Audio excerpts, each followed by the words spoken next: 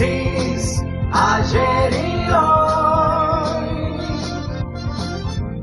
aprendiendo del pasado, de Francis, ayer y hoy. El próximo domingo se van a cumplir 74 años del nacimiento de un movimiento que llegó para cambiar la historia política de la Argentina. El 4 de junio de 1943, un grupo de coroneles se decidían a producir un cambio en lo que en principio parecía el segundo golpe de Estado. El primero había sido en el 30 contra Irigoyen. Esta vez ese golpe de Estado se transforma en revolución. Era el nacimiento incipiente de algo que la sociedad de aquel tiempo, casi a mitad del siglo XX, aguardaba y esperaba. Después vendrían los sucesos conocidos y registrados por la historia del 45, el baño popular de aquel movimiento, y ese coronel se iba a transformar en un líder indiscutido y además en el constructor de un pensamiento filosófico, económico, distinto, y tan simple como definirse a la propia doctrina que él había inventado como eminentemente humanista y cristiana. Y nacía el peronismo. Primero fue el Partido de la Revolución, luego la fusión de distintos partidos, pero hasta el 46, donde la Junta Renovadora Radical, el Partido Laborista y distintas expresiones del interior permitían, del punto de vista electoral, participar de los comicios. Una vez ganado el primer comicio, se disuelve todo eso para ir en procura de la unificación partidaria. Pero ¿cómo había nacido el peronismo? Bueno, esencialmente a través de un hecho militar. ¿Y cómo había nacido el radicalismo? También tirando tiros en el frontón de la calle Florida, tirando tiros contra los conservadores. ¿Y qué era esto que aparecía en el 43? Contra la concordancia de conservadores y radicales, que el pueblo estaba cansado porque era el acuerdismo de esa rotación constante que en la política argentina después se dio muchas veces y se sigue dando, donde no importa cómo pensaran, se ponían de acuerdo para administrar y saquear al Estado en contra de las mayorías. Y por eso, cuando este coronel le demostró a sus propios que no podían ser tropa de asalto de la oligarquía, porque en realidad ellos venían del pueblo, se empezó a producir la primera transformación, la primera vez que los trabajadores iban a encontrar en un consejo oscuro, como era el de trabajo, que después se transformó en la Secretaría de Trabajo y Previsión, a un militar dispuesto a escucharlos y a atenderlos. Ese movimiento revolucionario se fue transformando y formando con gran cantidad de participantes que venían del liberalismo. Es decir, el peronismo nace con un problema estructural porque era una minoría nacionalista, quizá un grupo mínimo también de conservadores, y todos los demás eran liberales, de derecha o de izquierda. Venían del radicalismo, del socialismo, del anarquismo, del comunismo. Y entonces Perón se da cuenta que no había tiempo allí para hacer una revolución cultural, sino que había que ponerse a trabajar en la unificación de criterios para algo nuevo. Y nace el peronismo. Pero nunca hay que olvidarse que en los propios orígenes no se discutía Sarmiento. Y no se iba a discutir porque venían de esas formaciones, los fundadores y padres del peronismo. Y así como llega Cámpora del conservadorismo, así como llega Remolino del conservadorismo, llegaba Borrenghi del socialismo, y llegaban del comunismo, y llegaban de cada uno de los sectores que no se encontraban felices, y muchos radicales de la intransigencia nacional, y los que ya se habían ido, que estaban en Forja. Ese sector de Forja, también con algunos ingredientes de alguno que era liberal, la mayoría tenían una construcción nacionalista, pero no se animaban todavía a expresar el rosismo, porque en aquella época ni siquiera se discutía tanto, hasta que después el Instituto de Investigaciones Juan Manuel de Rosas, con Contreras a la cabeza, empezó a trabajar intensamente y finalmente pasó lo que pasó en la Argentina, donde se empezó a revisar la historia. Esto es muy importante tenerlo en cuenta porque a la muerte de Perón vuelven a sus orígenes aquellos que venían de distintas corrientes. Algunos eran los hijos y otros hasta los mismísimos fundadores.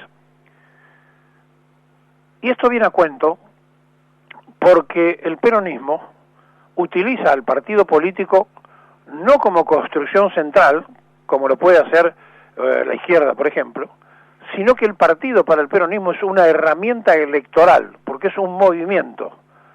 Los partidos que nacen allá por la Revolución Francesa, su palabra lo dice, parten, dividen, fragmentan. El movimiento está en revolución, se mueve, está siempre activo.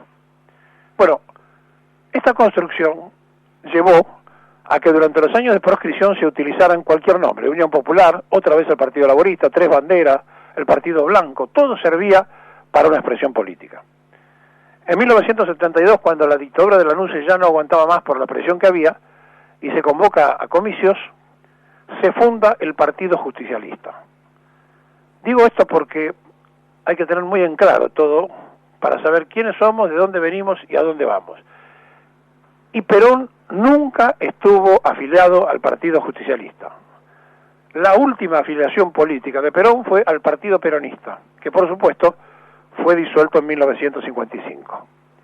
¿Y por qué se crea el Partido Justicialista? Porque cuando se estaba discutiendo qué nombre se le ponía a ese movimiento nuevo, algunos proponían socialismo, otros proponían otro nombre, y Staffolani dijo, nosotros tenemos que hacer justicialismo. Y allí quedó la palabra que Perón tomó para hacer que aquel movimiento revolucionario fuera un movimiento para hacer justicia, el justicialismo, porque la palabra socialista estaba muy quemada, muy caída y muy descreída por la sociedad.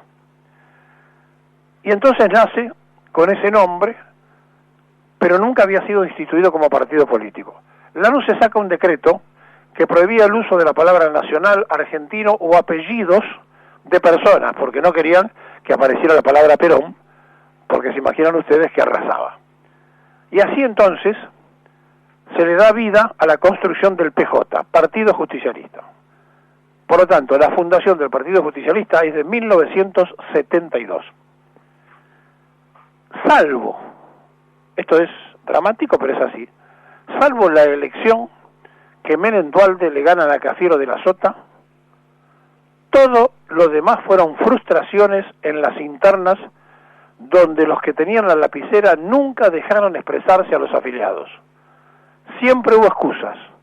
Las puso Hermiño cuando proscribió primero a los blancos, que eran los de Cafiero, después a los marrones, que eran los de Seti, y por último anuló las elecciones con los azules adentro, que eran los de Iglesias. Todo fue siempre muy tramposo, todo fue siempre muy peculiar, hasta que Cafiero, subido quizás en la soberbia de pensar que le ganaba a Menem caminando, algo parecido a lo que ocurre hoy con Cristina y Randazzo, dijo, bueno, hacemos distrito único. Y cuando decidió hacer distrito único, perdió la gran batalla porque justamente al sumarse todos los votos juntos en el país, Menem sacaba gran ventaja por el trabajo que había hecho en el interior. Pero tanto Menem como Duhalde, como Cafiero y como de la Sota venían de la renovación peronista. Es decir, se habían opuesto a Herminio Iglesias y a la construcción de aquel tiempo. Sin embargo, en la lista del PJ que pierde y queda fuera, en quinto lugar de aquella lista figuraba Luis Barrio Nuevo, con Herminio Iglesias, y que hace un arreglo con el frondicismo y entra Zafores como diputado y se quedan los peronistas afuera, y el mismo día de la derrota, Barrio Nuevo dice, hay que ir a buscar al turco por Carlos Menem, porque junto con lo que había pasado en Catamarca habían sido dos triunfos resonantes en sus provincias el día que ganó Alfonsín las elecciones nacionales. Y así lo van a buscar y así empieza entonces una larga carrera. Cuando Menem Duhalde ganan las elecciones, se produce la unidad, que no es lo mismo que lista única. Toda la cafieradora, todo lo que tenía mucho olor a llevarse del brazo con el alfonsinismo gobernante, ocupan cargos nombrados por Carlos Menem y Eduardo Duhalde, sin producir ninguna otra cosa. Pero hay dos hechos que son muy interesantes. Cafiero pierde la interna, teniendo el poder de la provincia, siendo gobernador, y Daniel Scioli pierde la elección nacional, teniendo el poder de gobernador. Es decir, supuestamente, los dos responsables de derrotas históricas se produce uno en la interna y otro en la externa, pero se producen en Buenos Aires. ¿Y por qué viene a cuento todo esto? Porque ayer Randazzo presentó más de 30.000 avales, el randacismo, para poder participar, según la ley de las PASO, en las elecciones internas del Partido Justicialista. Bien, el Partido Justicialista y el frente que arma el Partido Justicialista. Hay una situación que marca la ley 26.571, que es justamente la ley que obliga a tener una cantidad determinante para sostener una candidatura, y que exige, en el caso de la provincia de Buenos Aires, 26.571 avales.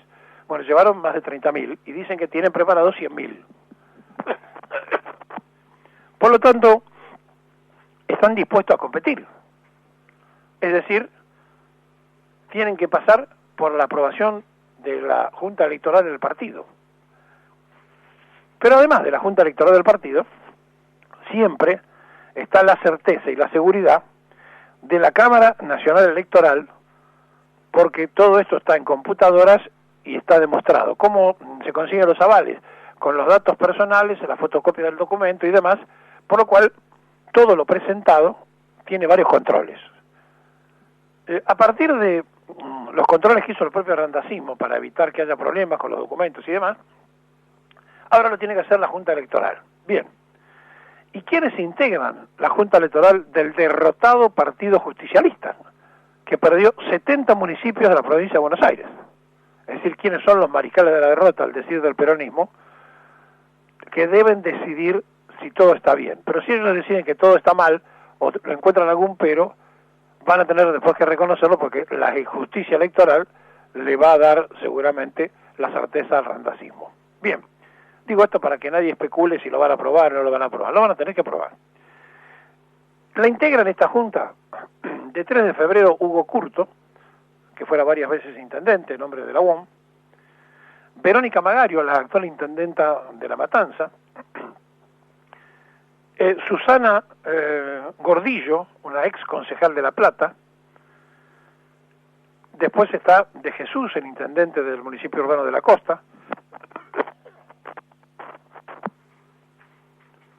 Estamos con cada uno de los que integran esta junta: Patricio García, que es un senador provincial; Néstor Álvarez, el actual intendente de Guaminí, ahí donde nació la Gardel con Pollera. Después tenemos a Eda Acuña. Eda Acuña es la esposa de Acuña, que fuera intendente de Hurlingham y también fue senadora en su momento, en mandato cumplido. Miguel Santellán, que representa al Centro de Empleados de Comercio en Olavarría; Facundo Tignalelli, que es un chico de la Cámpora, que es el secretario de Juventud. Y estas 9 personas componen la Junta Electoral del Partido Justicialista, que preside Espinosa, de la provincia de Buenos Aires. Es decir, ellos son hoy los que tienen que revisar los avales que se presentan y convalidar la presentación del candidato Florencio Randazzo a senador nacional en las pasos del Partido Justicialista. Bien, un partido que ha estado amañado, que no le ha dado a sus afiliados internas, salvo a la que mencionamos antes, de Menem Duhalde, que fueron muy limpias, y que se le debe también a Antonio Cafiero, que no intervino para nada, no puso inconveniente para que se efectuara. Él estaba convencido que ganaba, y bueno, por eso la cosa fue muy clarita, hasta que se demostró que era nada más que una ilusión que tenía. Y finalmente el peronismo afiliado, los afiliados, hace rato están pidiendo internas. Por lo tanto, esto que está solicitando el kirchnerismo de lista de unidad, la lista de unidad la conforman de acuerdo a la Carta Orgánica el que gana y el que pierde. Es decir, la minoría tiene representatividad dentro de la Carta Orgánica del PJ.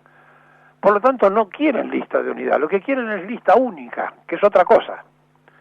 Y la lista única en el justicialismo ha llevado a este desastre de la última elección, donde por favorecer a un candidato, por no haber aceptado Randazzo la candidatura a gobernador, por un lado, y haber la Cámpora boicoteado a Julián Domínguez y haber manejado los padrones y haberle complicado la vida para que ganara Aníbal Fernández, terminó como terminó. Porque probablemente Domínguez y Espinosa no hubiesen perdido la elección en la provincia de Buenos Aires. Entonces, ¿por qué hay tanto revuelo en torno a que haya una elección interna?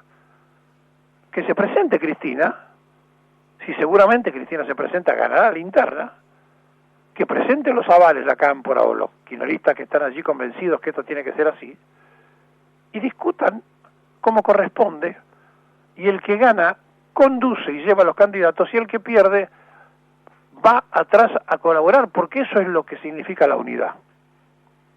Lo otro, repito, es la lista única, es el capricho, y el peronismo es un movimiento. Y la verdad, el PJ es una excusa, porque en aquella disputa entre Cafiero y Herminio Iglesias, la renovación, con apoyo económico del alfonsinismo, se fue fuera del PJ con la boleta de la democracia cristiana y puso a más diputados nacionales que los que había puesto el propio PJ.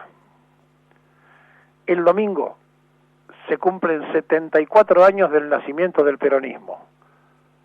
No hay que perder mucho tiempo en el pejotismo, porque para Perón el partido es una simple herramienta electoral.